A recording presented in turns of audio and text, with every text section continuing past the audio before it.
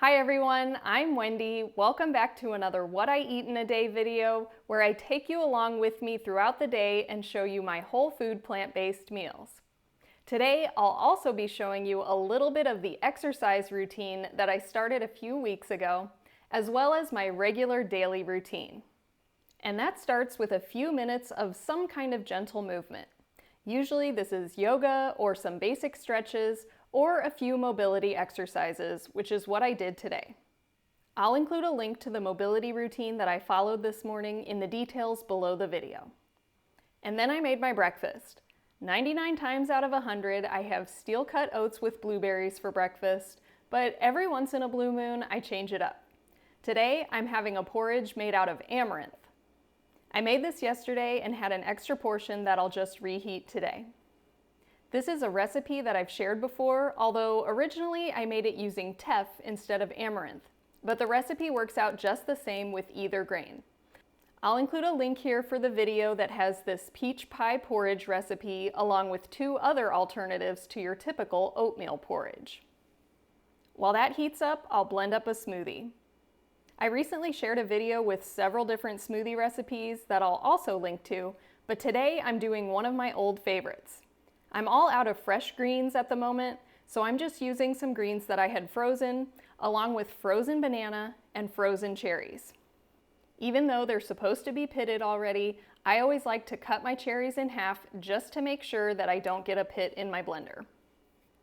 Then I'll blend it up with water, and I'm also adding a scoop of this Joy brand plant-based milk paste, which I started using a couple months ago in my smoothies, and I really love it. This one is made of organic cashews, and I also use the almond one. I don't use plant-based milk all that often, so I hate buying cartons of it because I usually don't go through an entire carton before it would go bad. And I usually just blend my smoothies with water alone, and that's fine, but the plant-based milk does make it extra delicious, so I like to do that from time to time. And this way I can literally just put a tiny scoop of the paste directly into my smoothie. And my amaranth peach porridge is all warmed up now, so I'm adding a little bit of ground flaxseed. This porridge reminds me of a peach cobbler, so I feel like I'm having dessert for breakfast. After enjoying that, I started work while I finished my smoothie.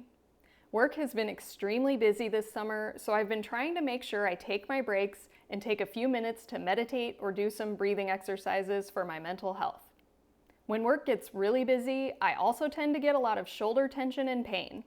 You may remember in a couple of my previous videos, I talked about an elbow/nerve injury I was dealing with, and I think stress and repetitive computer work contributed to that. Nerves take a really long time to heal, so I haven't fully recovered, so I'm also trying to stretch and move around a lot throughout the workday to avoid re-injuring myself. Then for lunch today, I'm having a salad. It's pretty simple, using some mixed lettuces from my CSA box, a little bit of purple cabbage, tomatoes, cucumbers, and red onions. I topped it with chickpeas, some hemp seeds, and a basic balsamic dressing. Along with it, I have this leftover soup. This is also really simple. It's literally just yellow squash and potatoes cooked in water and blended. This was inspired by Chef Bravo from the True North Health Center, who shared a variation of this on Chef AJ's show a while ago. His original version is zucchini and potato, but we got yellow squash in the CSA last week, so I tried it and it was really delicious. Of course, you could add any kind of seasonings you like, but it's surprisingly good with just the veggies.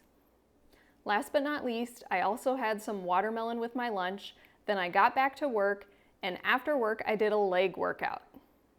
I used to be really good about staying consistent with my exercise, but over the last year or so, I've been failing at that.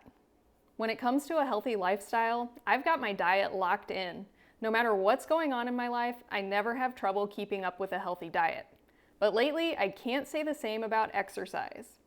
As I've mentioned in several of my previous videos over the last few months, I keep trying to get back into it, but I inevitably fall off the exercise wagon. Some of it's due to stress, time constraints, and the elbow injury that I mentioned. And it's all a vicious cycle. When I have an ache or pain, I lay off the exercise, but then the aches and pains get worse the less I exercise. Then it's even harder to get started again. But ever since this elbow injury started, I have felt like I really lost some upper body strength and I want to get it back. I used to be super strong because I was an aerial silks instructor. It's basically acrobatic stuff that you do on this special type of fabric. You build up quite a bit of upper body strength doing that. But when everything shut down back in 2020, I stopped teaching and never ended up going back. So once I stopped doing that, I lost a lot of my strength. I do have my own small conditioning rig at home, but I never got into a really good habit of doing that regularly. And I haven't been able to do it at all since my elbow started acting up. So I decided I wanted to start doing some strength training, and I'm starting slow to try to build up my strength safely.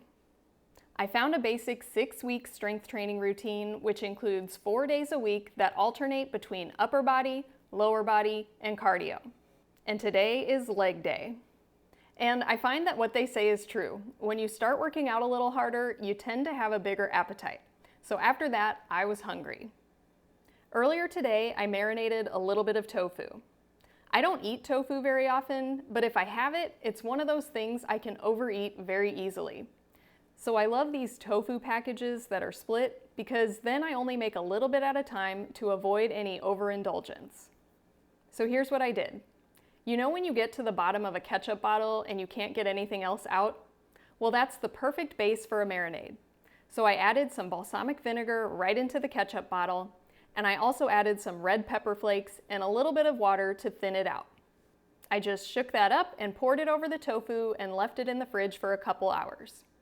Usually I prefer hands-off cooking methods and would normally bake this, but it's pretty hot out, so I don't really want to turn the oven on, and I want to cook this more quickly today. So I'm just using a nonstick skillet.